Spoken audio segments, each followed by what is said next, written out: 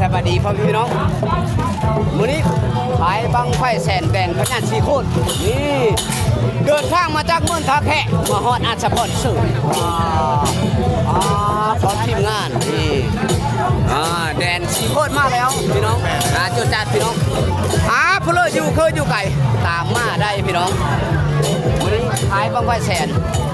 แดนพญาสีโคตรนี่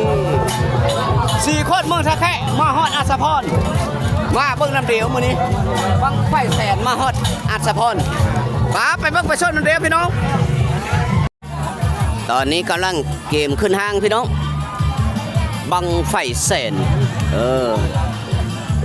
แดนสีโคตรแข่งเมืองท่าแขกแข่งขม้วนพี่น้อง มาเบิ่งน้ำกัดบ่อนี่บังไฟแสนมาฮอดอาสะพรเลยเด้อพี่น้องเด้อขายบังไฟแสนมาจากเมืองสีโคตรไปเบิ่งน้ำเดียวพี่น้องตอนนี้กำลังนี่กากเกมพี่น้องสางตอนนี้สางเพิ่นกำลังประดับประดาประดับประดาว่าวิธีจูดพี่น้องวิธีจูดวิธีช็อตเฮาสิจูดเองหรือสิช็อตเองมาเบิ่งน้ำเดียวพี่น้องมื้อนี้ขายบังไฟแสนเมืองสีโคตรมาฮอดอาสะพรแขวงเทินเขตมาจากเมืองท่าแขกแข่งขม้วนพี่น้องนี่มาฮอดอาสะพรเลยพี่น้องดูตัวจัดพี่น้องเสื้อลายกายแมวย่อยนี่ก็คือทีมงานบังไฟแสนมาจากเมืองสีโคตรพี่น้องมาดิไอ้โอ้ยโชคดีปีใหม่เจ้ามื้อนี้ลอยเนาะลอยมีบังไฟหลายอยู่บ่มามื้อนี้มีบังไฟแสนไฟมืดบังไฟแสนบังไฟมื่นแล้วก็บังเงินโดยบังสมโลเลย10 บาทมาจากเมืองสีโคตรแข่งขมวนเมืองท่าแขกเนาะเจ้า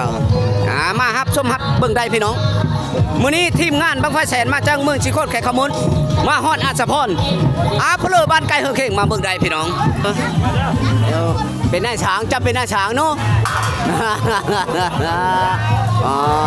อันนี้คือนายช้างเมืองไฟพี่น้องมาจากเมืองท่าแขกแข่งขมวนพี่น้องเอ้ยสบายดีเจ้าสบายดี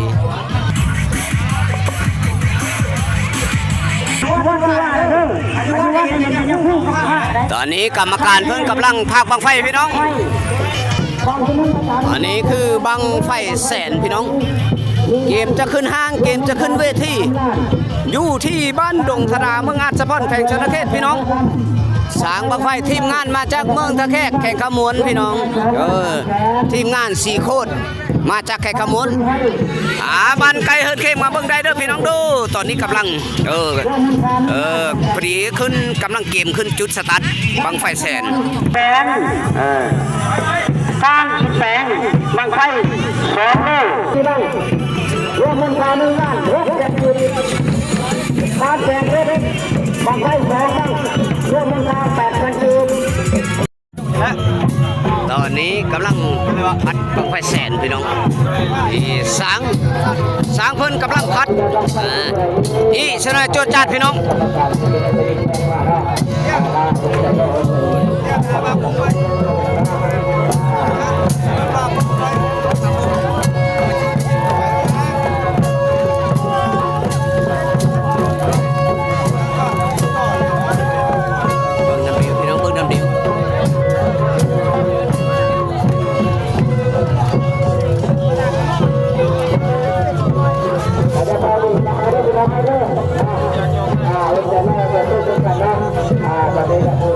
รอซะหน่อยพี่น้องรออีกซะหน่อยเจอกันทุกที่ทางสัตว์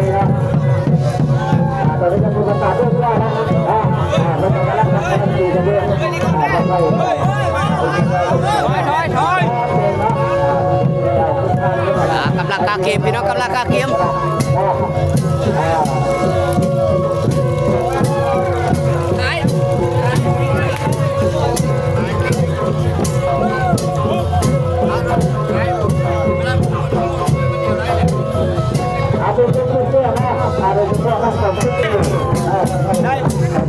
พี่น้องกำลังกาเกม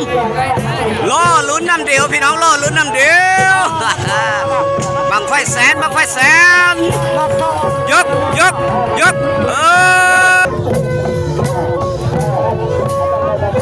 บังไฟแสนพี่น้องอยู่ที่ดงธนาตอนนี้บังไฟแสนกำลังขึ้นห้างพี่น้องรอลุ้นน้ำกันกำลังขึ้นสู่จุดสตาร์ทงานบุญประเพณีบ้านดงธดาเด้อพี่น้องดูกำลังขึ้นสู่จุดสตาร์ทเด้อพี่น้องดูกำลังกะเกมพี่น้องกำลังบังไฟแสนกำลังสิขึ้นสู่จุดสตาร์ทงานบุญประเพณีอยู่ที่บ้านดงธดาเมืองอาจพรแขวงศรีสะเกษพี่น้อง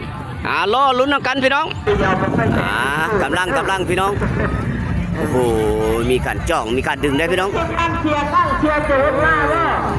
มีการจ้องมีการดึงโอน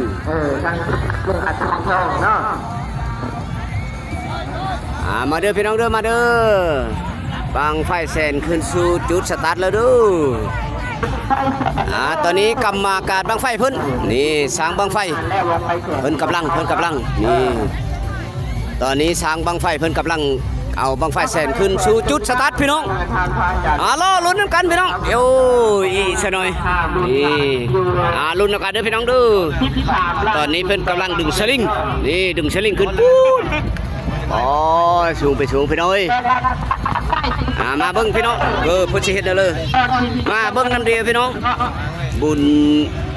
ประเพณีบ้านดงธดาพี่น้องตอนนี้กรรมการบังไฟสร้างบังไฟเพิ่นกำลังมัดสายสลิงบังไฟแสนขึ้นสู่จุดสตาร์ทพี่น้องมาเบิ้งน้ำเดียวลุ้นพี่น้องบังไฟแสนกำลังสิขึ้นห้างเลยเด้อพี่น้องเด้อบุญประเพณีที่บ้านดงธดาเมืองอาจพรแขวงศรีสะเกษบังไฟแสนกำลังสิขึ้นห้างแล้วพี่น้อง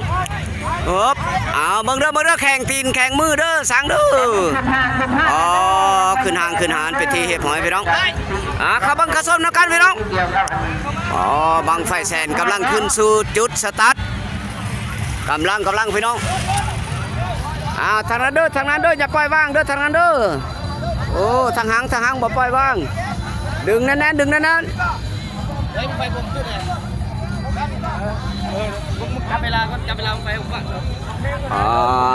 มารอลุ้นกันพี่น้องขึ้นห้างเลยเด้อครับเด้อ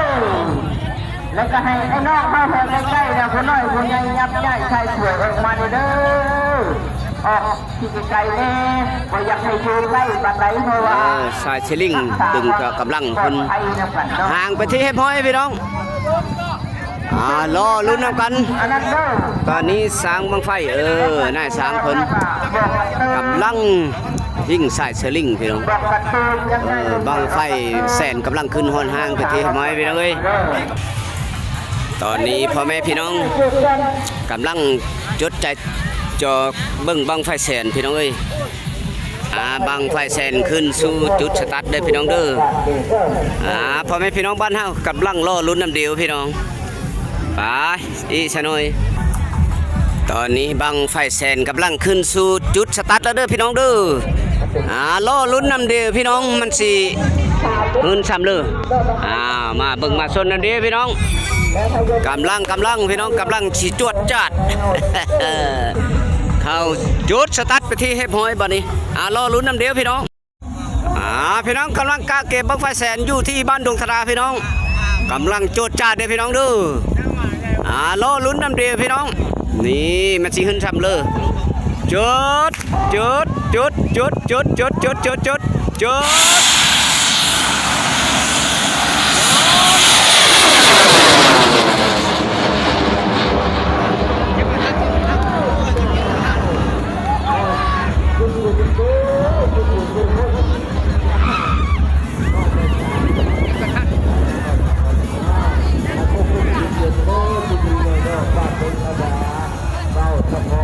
ุดโจดจัดพี่น้องโจดจัดยังบ่ทันอ้อยยังขึ้นอยู่ไปเรื่อยพี่น้องขึ้นเรื่อยยังบ่ทันอ้อยเด้อดูนางงามบ่ได้ อ๋อโจดจัดพี่น้องไปเรื่อยๆขึ้นเรื่อยๆขึ้นเรื่อยๆยังบ่ทันไหวอ๋อโตยังบ่ทันไหวเด้อยังบ่ทันไหวยังขึ้นไปเรื่อยๆบังไฟแสนโจดจัดแล้วได้พี่น้องบ่ทันไหวยังขึ้นเรื่อยๆยังขึ้นเรื่อยๆขึ้นไปเรื่อยๆโอ้โต ลูกยังยัง เมจิลีบาทเนี่ย มาแล้วเดี๋ยวมาแล้ว นี่จบไปที่เฮ็ดน้อยพี่น้องงานบังไฟแสนอยู่ที่บ้านดงธดาเมืองอัศพรแขวงแฟนตะเกตโจดจัด มาแล้วลงมา